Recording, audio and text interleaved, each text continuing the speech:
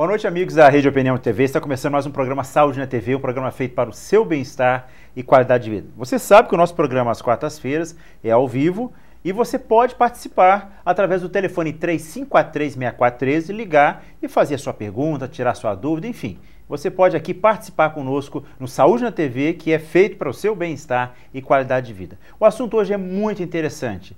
É um assunto que a gente sabe que a população cada vez está envelhecendo mais, a expectativa de vida do brasileiro, e não só no Brasil, mas no mundo todo nós vemos isto, e uma doença que tem acometido muitas pessoas, que é a doença de Alzheimer.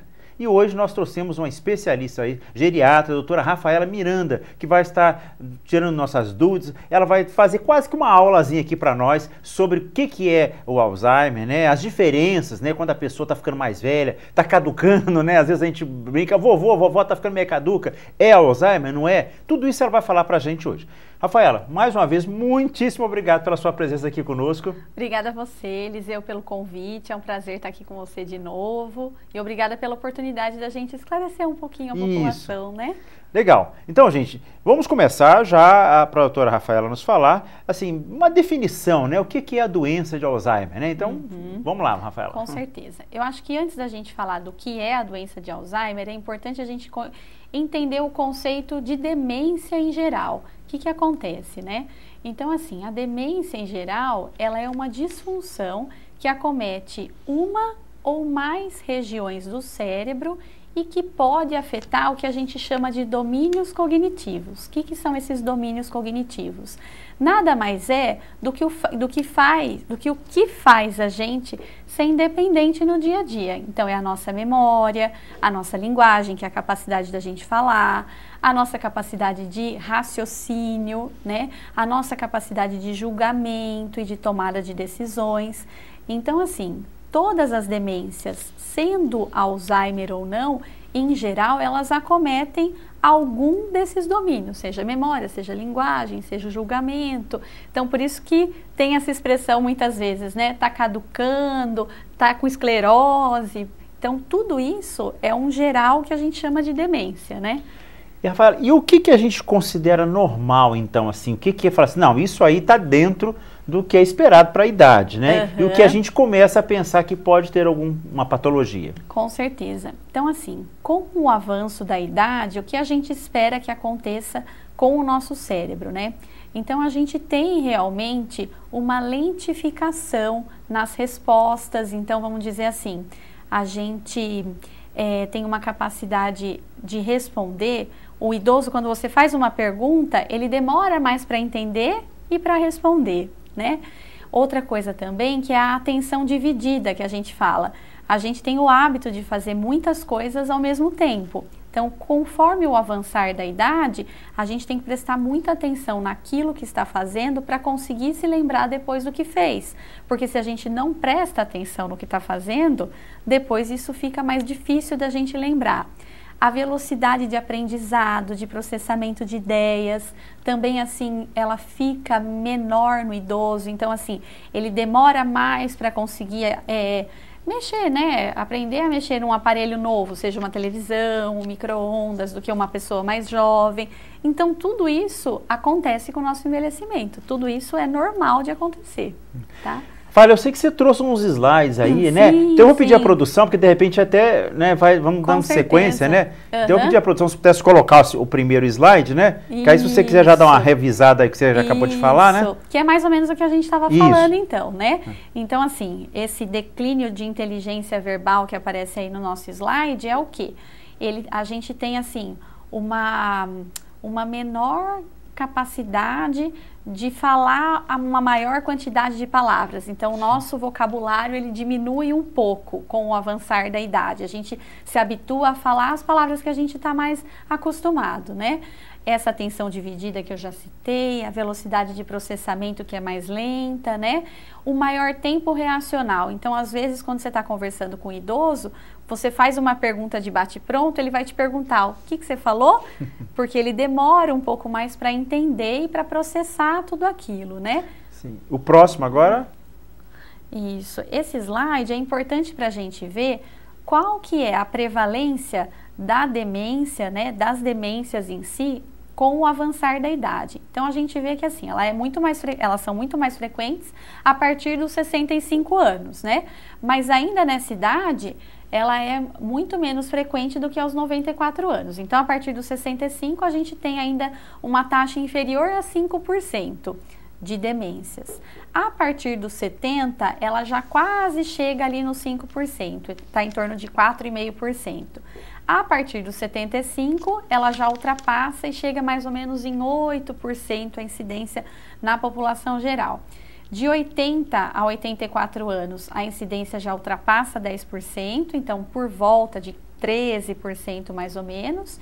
De 85 a 89 ultrapassa 20%, então mais ou menos 22% dos idosos que têm mais de 85 anos têm demência, e acima dos 90 anos aumenta mais ainda, é acima de 30% a prevalência das demências, né? Eu acho importante a gente ressaltar que hoje a prevalência mundial das demências em si é de mais ou menos 30 milhões de pessoas, né? 30 milhões? 30 milhões. Isso daria mais ou menos assim, um diagnóstico de demência a cada 7 minutos. Nossa. Então, realmente, assim, é uma coisa que está avançando muito, E né? é muito legal, justamente essa visão que você tem global e essa informação muito importante, né? Quer dizer que a cada 7 minutos... Com certeza, se faz um diagnóstico de demência. Sim. E ainda, infelizmente, ela é subdiagnosticada, né? Sim. Porque muitas vezes a pessoa acha que é normal da idade. Sim.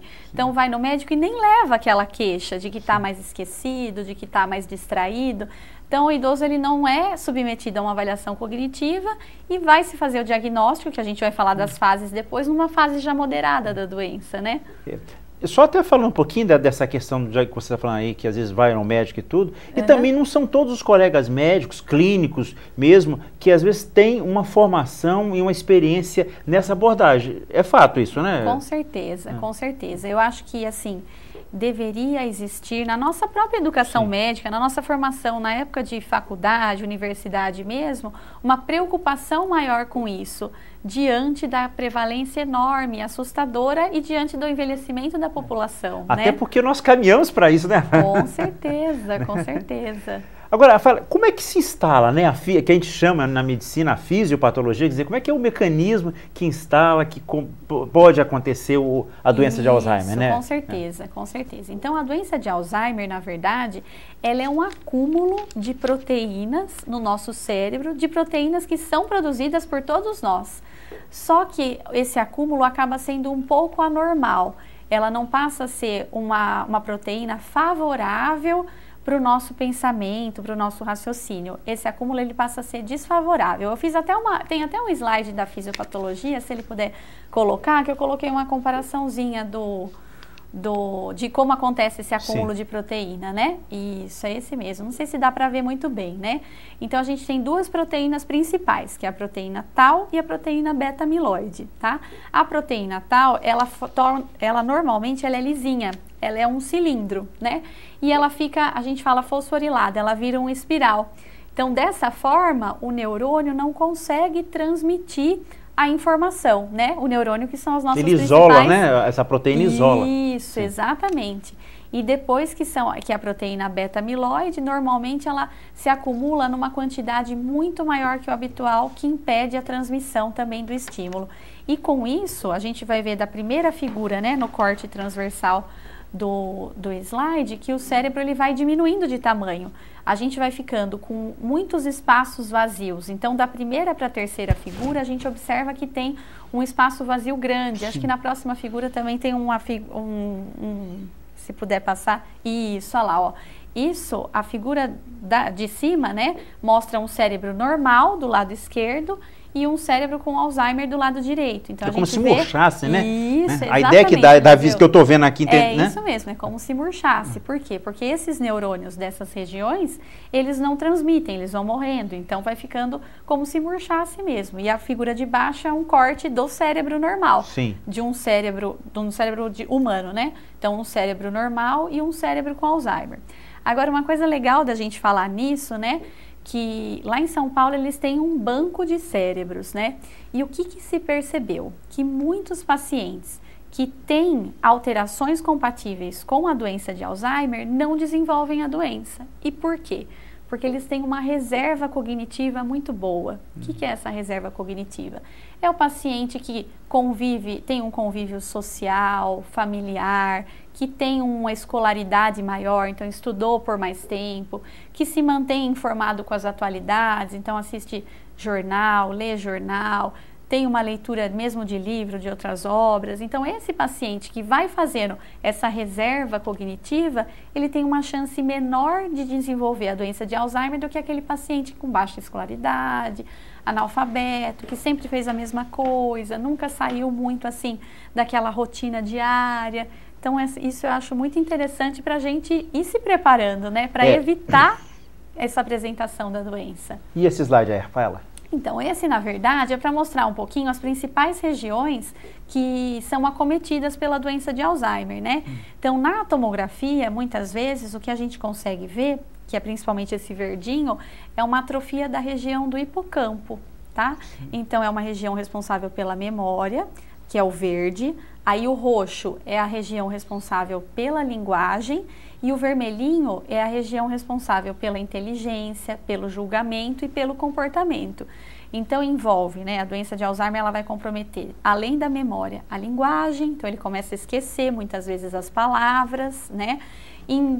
Compromete também o julgamento, então ele não consegue definir muito bem o que é certo, o que é errado, e também o comportamento. Então, tem muitos pacientes que ficam agitados, agressivos, né, com o avançar da doença. Sim. E aí os fatores de riscos, né? Isso, com certeza. Então, os fatores de risco que não tem como a gente modificar é a idade, conforme eu mostrei, com o avançar da idade a chance aumenta. As mulheres, também o sexo feminino é um fator de risco para a doença de Alzheimer. Ainda a gente não sabe. Mas é hormonal não tem? Isso, tem se estudado muito a questão hormonal, até no sentido de implantar uma terapêutica. Mas por enquanto não conseguimos definir certinho, só temos um dado estatístico mesmo. Qual é a porcentagem? Você tem uma ideia assim? É mais ou menos assim, né, de doença de Alzheimer, de 65 para as mulheres para 35 para homens, é bem maior. Sim. Síndrome de Down, que a partir dos 48, 50 anos já começam a apresentar sintomas da doença de Alzheimer, e antes eles não chegavam tanto a essa idade. E no meu consultório mesmo eu tenho 2 pacientes com Down que têm doença de Alzheimer, né? E aí a prevalência no Down é grande? É grande porque ele já tem, pelo Down ele já tem um acúmulo da proteína beta-amiloide. Ah, sim. Então é muito maior. História familiar positiva, né? Então, a história familiar positiva, ela é principalmente nos pacientes mais jovens. Os pacientes mais idosos normalmente têm a forma esporádica, né? Então, quem tem pai, irmãos que têm Alzheimer tem que fazer um segmento dessa questão. E tem o genótipo ApoE4, né? Que é a polipoproteína E4, que também, assim, é muito controverso se é um exame que vale a pena a gente investigar, porque, infelizmente, a gente não tem um tratamento que previna e que cure a doença. Então, de que vai adiantar a gente saber se a gente tem esse gene ou não? E hoje é fácil, a gente fazer esse exame, quem quiser fazer? Não é fácil não, Eliseu, é muito mais assim, em grandes centros, sim, né, de pesquisa centros universitários, né, então não é muito fácil da gente fazer não. Dá para fazer, dá para encaminhar para fazer, mas eu mesma não aconselho por conta da limitação que a gente tem no tratamento, né? Perfeito. Então, o que você falou são os fatores de riscos não modificados, que não tem como modificar. Exatamente. Agora, você vai falar dos que podem ser modificados, né? Isso mesmo. Esses fatores que podem ser modificáveis, como que a gente chegou nessa conclusão, né? É interessante porque foi feito um estudo que comparou assim, ó. Se a gente reduzisse em 10% o nível de colesterol, enquanto a gente reduziria a incidência de doença de Alzheimer, tá? Então, foi feito mais ou menos com vários fatores isso, e o que a gente conseguiu chegar à conclusão que a gente modificaria a incidência de doença de Alzheimer foram esses. Então, o nível educacional, que foi o que a gente comentou da reserva cognitiva, né? O colesterol alto. Então, o colesterol baixo diminui a chance de você desenvolver a doença de Alzheimer. A hipertensão arterial, principalmente aqueles que têm a pressão mais alta, a sistólica que a gente fala mais alta, né? O diabetes, o tabagismo, A inatividade física, isso é uma das coisas que tem mais estudado hoje em dia. O paciente que é sedentário, ele tem muito mais risco de desenvolver a doença de Alzheimer também do que o paciente que faz atividade física, né?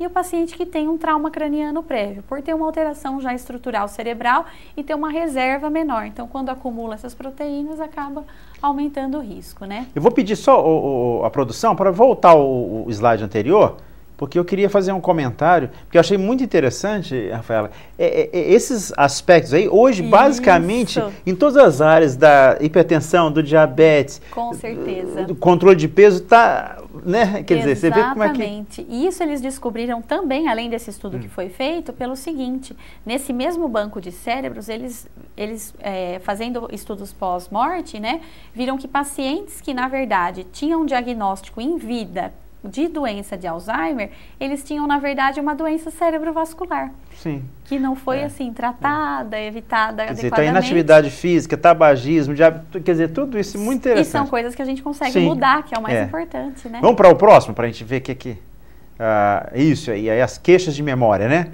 Isso. Na verdade, assim, eu coloquei as queixas de memória para a gente ter uma ideia, assim, quando que é importante a gente valorizar a queixa de memória?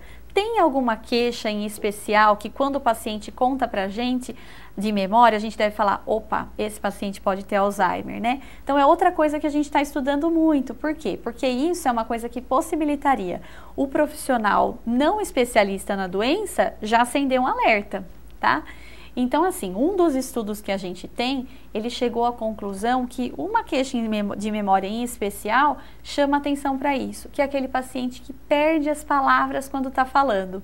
Então, ele, por exemplo, ele começa a falar, ele vai falar sobre uma caneta, né? Então, vai falar, isso aqui que escreve e não fala o nome caneta. Sim, então, essa queixa, ela está mais relacionada com o diagnóstico de Alzheimer do que as outras. Porque as outras, normalmente, elas estão mais relacionadas com déficit de atenção, com distração, muitas vezes com quadros depressivos mesmo, que também podem trazer muitas queixas de memória. Então, a única, por enquanto, que encontrou uma relação, nem é uma coisa tão bem estabelecida, uma relação, é aquele paciente que está perdendo as palavras quando vai falar, né? Quando vai falar, né?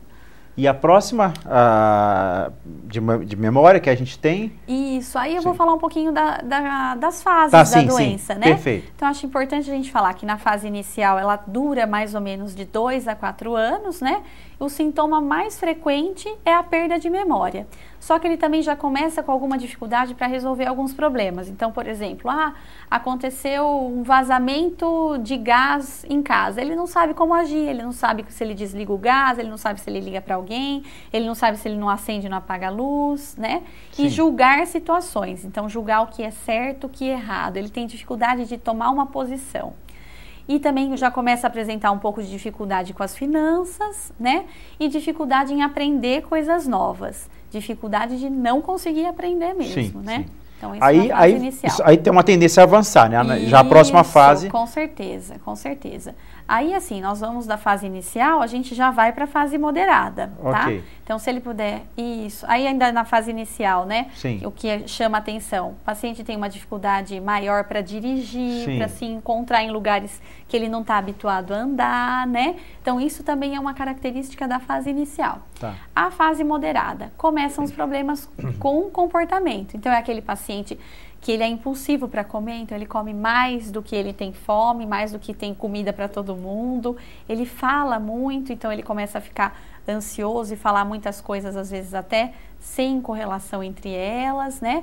Tem uma agitação que é muito característica da doença, que normalmente é no final do dia, né? Que eles ficam mais ansiosos, mais agitados. Pode acontecer algumas reações de agressividade, então ele não aceita ser ajudado, ele ofende, xinga mesmo. E isso, o cuidador, ele não deve levar a mal, ele não pode levar como uma coisa real, né? É uma característica da doença mesmo, né? Já podem começar a aparecer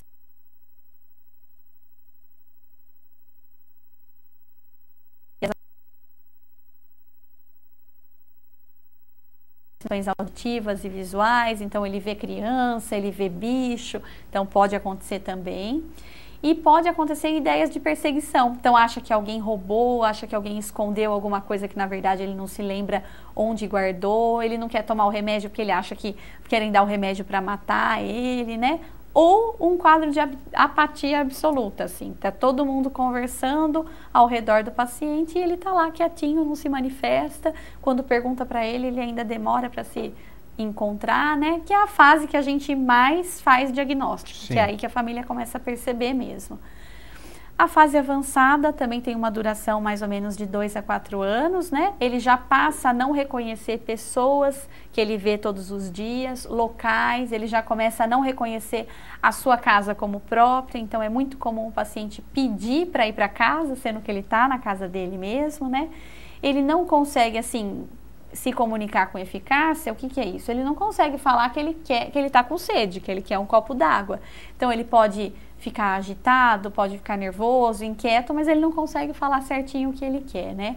Já começa a ter uma dificuldade para andar pela própria doença, então isso ajuda muito aí a atuação, a gente fala multidisciplinar, de uma fisioterapeuta que já esteja atuando junto e consiga prorrogar um pouco mais essa dificuldade para andar, mantenha ele andando por mais tempo, né? Mas aí ele já pode estar restrito à cadeira de rodas ou ao leito mesmo, Sim. né? E aí, na fase avançada, o que chama atenção é a dependência progressiva para o cuidado dele mesmo. Então, ele já não consegue mais tomar banho sozinho, se trocar sozinho, comer sozinho, não consegue mais ter a continência de urina e fezes. Então, já usa fralda nessa fase, né? Então, é como se estivesse descendo um degrau mesmo, né? Para a fase terminal, que é a última fase que o paciente já está restrito ao leito, normalmente já está com escara, com infecções, que são coisas que a gente sempre tenta orientar para prevenir, né? Então, mudança de decúbito, uma boa nutrição. Muitas vezes o paciente já não consegue mais se alimentar por via oral, então ele engasga muito nessa fase, o que aí entra também a multidisciplinar, que é a fono, né? Sim. E o mutismo, que ele passa a falar cada vez menos, até que para totalmente de falar, né? Perfeito. Então, essas são todas as fases. Agora, eu coloquei muito pouquinho aqui dos Sim. critérios que normalmente, assim, tem algum exame específico para fazer, né? Então, quando a gente faz a suspeita, a gente pede alguns exames de laboratório, tomografia, para definir certinho se é uma demência de Alzheimer mesmo, tá? Agora, a demência de Alzheimer comprovada é só com biópsia cerebral, que a gente não faz, que não né? tem... Só pós-morte só o diagnóstico, mesmo, mas né? sim. Isso, mas o diagnóstico é muito mais clínico. E depois eu coloquei um pouquinho sobre tratamento, que assim, eu acho importante aquilo que a gente falou, desses controle dos fatores de risco que se modificam, né? Sempre olhar a prescrição, porque tem muitos medicamentos que podem sim afetar a memória e por conta disso o paciente fica mais esquecido, ou mais agitado, ou mais dependente. Sempre manter o paciente com estado nutricional bom para evitar as complicações de úlcera de decúbito, né? Das escaras, de pneumonia, e sempre deixar o paciente fazer sozinho aquilo que ele consegue fazer, porque se a gente já for super protegendo e podando o que ele consegue fazer, cada vez ele vai fazer menos, né? E sempre, sempre, sempre, desde o diagnóstico, conversar muito com todos os familiares, o próprio paciente, o responsável pelo cuidado, para eles entenderem o que é da doença, o que não é, o que tem que ficar atento, né? Então, isso é um geral sobre tratamento. E aí, se ele puder passar o próximo já, que eu vou falar um pouquinho assim, que ele deve se, sempre o tratamento deve se basear nesses pilares, na parte da memória, na parte do comportamento e na parte da independência do paciente, seja ele com remédio, seja ele com orientações, né? E aí, assim, tem muita coisa que está se dizendo por aí de anti-inflamatório, antioxidante. Infelizmente, nada disso tem trazido a cura para a doença de Alzheimer. Também se fez pesquisas com vacina, mas assim, eles não passam da segunda fase da pesquisa para a cura, né? O que a gente tem hoje em dia são medicamentos que, na verdade, eles desaceleram a progressão da doença. A gente tenta estacionar a doença no tempo máximo que a gente consegue. O diagnóstico, foi diagnosticado. Isso, que foi diagnosticado. Se a produção puder passar o próximo, né? Isso. É o que você está falando, né? Isso, que foi já o que eu falei. Sim. Esse daí pode passar, Próximo, né? próximo. Também. E dessa questão de imunização, Sim. né? Que foi o que eu falei, que muita gente tem perguntado, porque até passou no Jornal Nacional, mas infelizmente era um modelo experimental, né? Que deu mais complicações do que bons resultados, né? O próximo slide. esse que eu acabei de falar Sim. também da reposição hormonal, nada comprovado, né? Certo. Próximo. E na verdade, o que a gente, assim, o que é importante de orientação? Sempre, né, aumentar a supervisão, mas preservar a autonomia, minimizar déficit sensorial. Então, se o paciente não enxerga, não escuta, a gente tentar reverter isso para que isso não colabore mais ainda para o déficit de memória dele, manter uma rotina. Então, aquele paciente, por exemplo, que fica cada tempo na casa de um filho, não é uma boa ideia, porque ele está fora da rotina Sim. dele. Então, cada vez que ele muda, ele vai ficar mais agitado, não vai reconhecer o ambiente, Sim. né? Então, essas são as orientações gerais. Tá. E aí, o que a gente estava conversando de medicamentoso, infelizmente é isso. O que a gente tem de tratamento hoje, ele estaciona a progressão da doença, controla todos esses sintomas comportamentais, mas não temos ainda um tratamento curativo para a doença, né? E, Rafaela, fechando aí, que eu acho que talvez a mensagem mais importante a gente levar, quer dizer, é a prevenção, né? Com certeza. Aqui você falou até esse final aqui da sua fala mesmo, com relação à orientação de tratamento, mas voltando àquele slide lá que nós falamos, ou seja, hoje atividade física, né, cuidado do diabetes, do controle de peso, tudo isso, né? Com certeza. É a única coisa que a gente tem hoje de evidência que previne a própria doença. E você falou que a atividade física está tendo uma preponderância com relação à prevenção. Isso, atividade física, por liberar mediadores assim, por eliminar mediadores inflamatórios, por aumentar os mediadores de bem-estar, tanto físico como emocional. Então, isso tem tido assim um respaldo muito